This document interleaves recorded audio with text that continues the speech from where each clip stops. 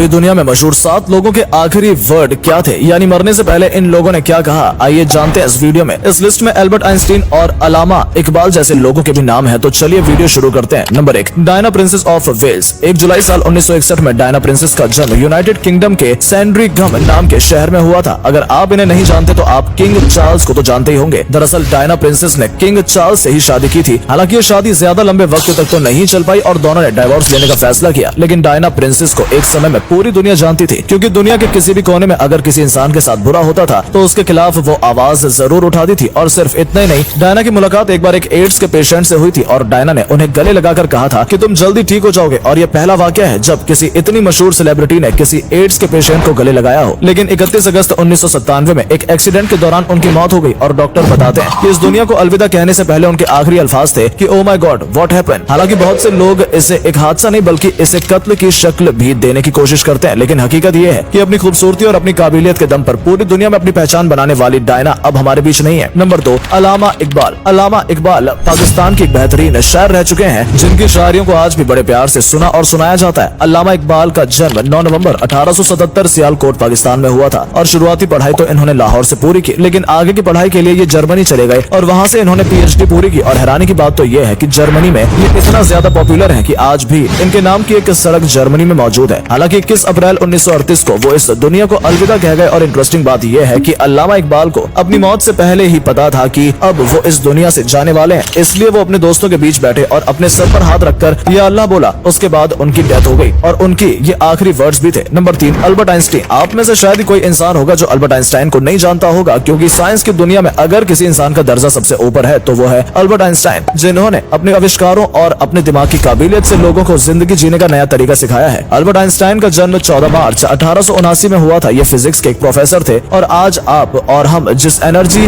Valence formula को जानते हैं, ये फार्मूला भी अल्बर्ट आइंस्टाइन ने ही दिया था। और इतना ही नहीं बल्कि साल 1955 तक अल्बर्ट आइंस्टाइन ने जितनी भी बातें साइंस के बारे में कही थी वो आज सारी सच होती हुई नजर आ रही हैं। और इंटरेस्टिंग बात तो यह है कि अल्बर्ट आइंस्टाइन ने टाइम मशीन के बारे में भी बताया था कि एक समय में टाइम मशीन जैसी चीज भी बन सकेगी। लेकिन अब ये देखना होगा कि अभी उसमें और कितना टाइम जाने वाला है। लेकिन सोचने वाली बात यह भी है कि अल्बर्ट आइंस्टाइन जिनके पास इतना ज्यादा दिमाग था, उनकी मौत भी ब्रेन कैंसर की वजह से हुई। और उनके आखिरी वर्ड्स थे, I want to go when I wanted, it is tasteless to prolong life artificial, I have done my share, it is time to go, I will do it elegantly। इसका ये मतलब था कि अब मेरे जाने का वक्त आ चुका है और मैं जो कुछ भी करना चाहता था वो सब कुछ कर चुका हूँ। नंबर 4, सद्दाम हुसैन। सद्दाम हुसैन एक ऐसी शख्सियत रह चुकी है जिनके दोस्त तो बहुत थे लेकिन उनके दुश्मन भी कोई कम नहीं थे। हालांकि जब वो इराक की पॉलिटिक्स में इन्वॉल्व थे तो उन्हें दुनिया के सबसे ताकतवर लोगों में गिना जाता था, क्योंकि उन्होंने अपने करियर में कई जंगें लड़ी और उन जंग में उन्हें जीत भी हासिल हुई। लेकिन जब अमेरिका के ऊपर 9/11 का हमला हुआ उसके बाद अमेरिका तिलमिला उठा, जिसके बाद इसने इराक और ईरान जैसे कई देशों के ऊपर हमला करना शुरू कर दिया। और वहीं अमेरिका को कभी सद्दाम हुसैन का दोस्त बताया करता था, उसी ने सद्दाम हुसैन के ऊपर हमला किया। और हमले के बाद जब सद्दाम हुसैन गायब हो गए तो कई सालों तक उन्हें ढूंढने के बाद आखिरकार अमेरिकी गवर्नमेंट ने सद्दाम हुसैन को पकड़कर इराक की गवर्नमेंट के हवाले कर दिया, जहां उनके ऊपर कई सालों तक मुकदमा चला और उसके बाद उन्हें सजाए मौत सुना दी गई। उनके आखिरी वक्त में जो लोग उनके साथ थे उन्होंने बताया कि उन्होंने मरने से पहले अल्लाह अकबर, मुस्लिम उम्मा will be victorious and Palestine is Arab कहा था। इसको हिंदी में ट्रांसलेट करें तो इसका मतलब होता है कि अल्लाह अकबर, एक दिन फिलिस्तीन आजाद जरूर होगा। Number 5, Steve jobs. 24 फरवरी 1955 में स्टीव जॉब का जन्म कैलिफोर्निया में हुआ था। इन्होंने अपने कॉलेज की पढ़ाई रीड कॉलेज में पूरी की और कॉलेज के दिनों में ही उन्हें अपनी काबिलियत का अंदाजा लग गया था, इसलिए उन्होंने अपनी पढ़ाई छोड़कर उस जमाने की मशहूर वीडियो गेम कंपनी अटारी को ज्वाइन कर लिया था और वहाँ काम करने लगे थे। और उसके साथ साथ अपने घर के गैराज में ही उन्होंने कंप्यूटर बनाने की शुरुआत की, जिसे आज आप और हम कंप्यूटर, एप्पल कंप्यूटर के नाम से जानते हैं। और ऐसे ही धीरे धीरे करके उन्होंने बहुत कम वक्त में कामयाबी हासिल की और फिर साल 2007 में उन्होंने दुनिया का पहला स्मार्टफोन आईफोन लॉन्च किया। और तब से लेकर आज तक आईफोन की पॉपुलैरिटी कितनी है ये हमें आपको बताने की जरूरत नहीं है, आप अच्छे से जानते ही होंगे। लेकिन अचानक स्टीव जॉब्स के गॉल ब्लैडर में कैंसर हो गया, जिसकी वजह से उनकी मौत हो गई। और बताया जाता है कि जाने से पहले वो बहुत खुश नजर आ रहे थे और उनके मुंह से ओ वाओ ही निकला था। और इसके पीछे क्या वजह थी इसके बारे में कुछ कहा नहीं जा सकता। नंबर 6, बेनजीर भुट्टो। हो सकता है आप में से बहुत लोगों ने ये नाम पहले सुना हो, क्योंकि बेनजीर भुट्टो पाकिस्तान की सबसे काबिल प्रधानमंत्री मानी जाती है। और सिर्फ पाकिस्तान ही नहीं, बेनजीर भुट्टो पहली ऐसी महिला थी जो किसी मुस्लिम देश की प्रधानमंत्री बनी थी। 21 जून साल 1953 में इनका जन्म कराची के अंदर हुआ था और दुनिया के सबसे मशहूर यूनिवर्सिटी ऑक्सफोर्ड और हार्वर्ड यूनिवर्सिटी से उन्होंने अपनी पढ़ाई पूरी की थी। और क्योंकि उनका फैमिली बैकग्राउंड भी पॉलिटिक्स से ही था तो बेनजीर भुट्टो को शुरुआत से ही राजनीति के दांव पेच के बारे में समझ थी। और फिर पाकिस्तान में 1990 से लेकर 1999 का एक ऐसा दौर आया जब बेनजीर भुट्टो लगातार वहाँ की प्रधानमंत्री चुनी गई। इससे आप समझ सकते हैं कि पाकिस्तान के लोग उन्हें कितना ज्यादा पसंद करते करते थे, लेकिन कुछ लोग ऐसे भी थे जो बेनजीर भुट्टो की पार्टी के खिलाफ थे और इस वजह से वो चाहते थे कि बस किसी तरह से बेनजीर भुट्टो को इस पार्टी से बाहर निकाल दिया जाए, जिसकी वजह से 27 दिसंबर 2007 को पाकिस्तान के रावलपिंडी में जब वो भाषण दे रही थी, उसी दौरान गोली मारकर उनकी हत्या कर दी गई। और इंटरेस्टिंग बात यह है कि भाषण के दौरान उनके आखिरी अल्फाज ये थे कि जीते रहो Bhutto. Number 7, Muammar Gaddafi. Gaddafi हो सकता है आपने नाम ये पहले जरूर सुना हो, क्योंकि दुनिया के सबसे अमीर लोगों में इनकी कभी गिनती की जाती थी और ये लीबिया के प्रेसिडेंट भी रह चुके हैं। हालांकि 1970 से लेकर 2012 तक उन्होंने लीबिया की पॉलिटिक्स में काफी अहम योगदान दिया था, या फिर ये भी कह सकते हैं कि गद्दाफी कहीं ना कहीं